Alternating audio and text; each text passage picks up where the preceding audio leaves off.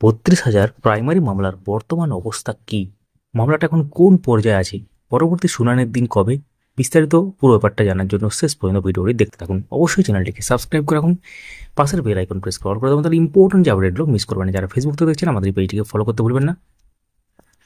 তো এর আগে আমরা সংক্ষিপ্ত আকারে আপনাদের সাথে ব্যাপারটা শেয়ার করেছিলাম যে কি হয়েছিল মহামান্য আদালতে। তো বিস্তারিতভাবে এবার জানতে চলেছেন। তো মামলাটা কোন জায়গা থেকে এসেছে, অ্যাকচুয়ালি মানে উৎপত্তি কি এটার, কিভাবে এই ৩২,০০০ ব্যাপারটা এলো, এবং এটা কোন পর্যায়ে গিয়ে এখন কোন পর্যায়ে আছে, পরবর্তী শুনানি কবে, এবার আপনারা জানতে চলেছেন। তো ৩২,০০০ চাকরি বাতিল মামলা পরবর্তী শুনানি শুরু হবে, অর্থাৎ সেদিন এমন হবে না যে জাজমেন্ট চলে আসবে। শুনানি মূল পর্বের যে শুনানি সেটা ২৮ এপ্রিল, 28 এপ্রিল, এটা কিন্তু কলকাতা হাইকোর্টের ডিভিশন বেঞ্চে মূল পর্বের শুনানি শুরু হবে অ্যাকচুয়ালি। তো মাননীয় বিচারপতি তপব্রত চক্রবর্তীর ডিভিশন বেঞ্চে এটি হবে, এবং গত ৭ এপ্রিল এই সংক্রান্ত শুনানি ছিল মহামান্য কলকাতা হাইকোর্টে, তবে সেটা হয়নি। মাননীয় বিচারপতি সৌমেন সেন ব্যক্তিগত কারণ দেখিয়ে মামলা থেকে অব্যাহতি নিয়েছেন। তো প্রসঙ্গত আপনাদের উদ্দেশ্যে বলে রাখি, অ্যাপটিটিউড টেস্ট ছাড়াই নিয়োগের পাশাপাশি সংরক্ষণ নীতি না মানা একাধিক কারণে ৩২,০০০ চাকরি বাতিল করেছিল কলকাতা হাইকোর্টের একক বেঞ্চ অ্যাকচুয়ালি আর কি। তো ২০২৩ সালে কলকাতা হাইকোর্টের তৎকালীন বিচারপতি মাননীয় অভিজিৎ গঙ্গোপাধ্যায়ের নির্দেশে চাকরি গিয়েছিল প্রাথমিকে প্রায় ৩২,০০০ শিক্ষকের। তো মামলাটি চ্যালেঞ্জ করে ডিভিশন বেঞ্চে যাওয়া হয়, এবং ডিভিশন বেঞ্চ থেকে মহামান্য সুপ্রিম কোর্টে মামলাটি করা, এবং মহামান্য সুপ্রিম কোর্ট থেকে মামলাটি আবার ফেরত পাঠাতে মহামান্য ডিভিশন বেঞ্চে।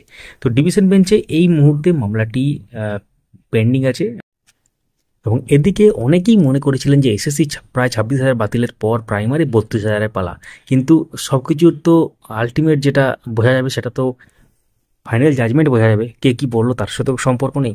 তো এক্ষেত্রে মহামান্য আদালতের উপর সবার আস্থা এবং বিশ্বাস আছে। এখন দেখার বিষয় কী হতে চলেছে। তো ৩২,০০০ ব্যাপারটা এসেছিল নন ট্রেন ক্যান্ডিডেটদের ব্যাপার মূলত অ্যাকচুয়ালি।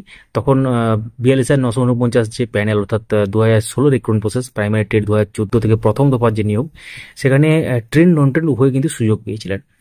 এই ভিডিও যারা দেখছেন তাদের মধ্যে অনেকেই হয়তো সেই সময় ইন্টারভিউ দিয়েছিলেন কিন্তু সিলেক্টেড হননি। তো সেক্ষেত্রে বিভিন্ন জেলাতে তখন হতো, মানে জেলা ভিত্তিক ব্যাপারটা হতো। কিন্তু পরবর্তী ক্ষেত্রে আমরা দেখেছি ১৬,৫০০ নিয়োগে বা পরবর্তী যে নিয়োগগুলো, তখন কিন্তু একদম স্টেট ওয়াইড কাউন্সিলিং, অর্থাৎ পুরো একদম আপনাদেরকে চয়েস দেওয়া যেত, ৫টা ৬টা কি যাই হোক। তো সেই চয়েস অনুসারে র্যাঙ্ক অনুসারে হতো, এবং পুরো একদম স্টেট ওয়াইজ একটা র্যাঙ্ক হতো। সেই র্যাঙ্ক অনুসারে এটা ডিস্ট্রিক্টের র্যাঙ্ক হতো। তো তারপর কিন্তু নিয়োগপত্র পেতেন। কিন্তু সেই সময় যদি এরকম ধরনের স্টেট ওয়াইড কাউন্সিলিং থাকতো, তাহলে অনেকেই হয়তো অন্য জেলাতে যারা অ্যাপ্লাই করেননি সেই জেলাতেও কিন্তু, মানে অ্যাপ্লাই বলতে ফার্স্ট চয়েস দেননি, তারাও কিন্তু সেই জেলায় পরবর্তী ক্ষেত্রে চয়েসের সুযোগ পেতেন। অনেকেই হয়তো আফসোস করছেন যে তখন জেলা চেঞ্জ করলে ভালো হতো বা এরকম ব্যাপার, যাই হোক সেটা অন্য ব্যাপার। তো এটা হচ্ছে ৩২,০০০ ব্যাপারটা এটা, এবং তার সাথে প্রায় যে ১১,০০০ মতো আছে সেটা কিন্তু ট্রেন্ড ক্যান্ডিডেট, তাদের বিরুদ্ধে এই যে ৩২,০০০, তার সাথে ওটার কোনো সম্পর্ক নেই। ওটা হচ্ছে ৪২,৯৪৯ প্যানেলের মধ্যে ৩২,০০০ হচ্ছে নন ট্রেন্ড ক্যান্ডিডেট, অ্যাপটিটিউড টেস্ট হয়নি, এটা অভিযোগ উঠেছিল, এবং তার সাথে আবার রিজার্ভেশন বা সংরক্ষণ নীতি মানা হয়নি, এরকম আরও অনেক অভিযোগ উঠেছিল। তার জন্যই মামলাটি, তো অর্থাৎ মামলাটি সিঙ্গেল বেঞ্চ থেকে ডিভিশন বেঞ্চ, ডিভিশন বেঞ্চ থেকে সুপ্রিম কোর্ট, সুপ্রিম কোর্ট থেকে আবার ডিভিশন বেঞ্চে এখন পেন্ডিং আছে। তো এটা হচ্ছে মূল ব্যাপার। সঙ্গে থাকুন পরবর্তী আপডেটগুলোর জন্য, এবং আমাদের আগের ভিডিওগুলো যারা দেখেননি অবশ্যই চ্যানেলে গিয়ে ভিডিও সেকশনে গিয়ে দেখুন। ভিডিওটি লাইক করুন, সবার সাথে শেয়ার করুন, মূল্যবান মতামত কমেন্টে জানাতে ভুলবেন না। Thank you so much for watching.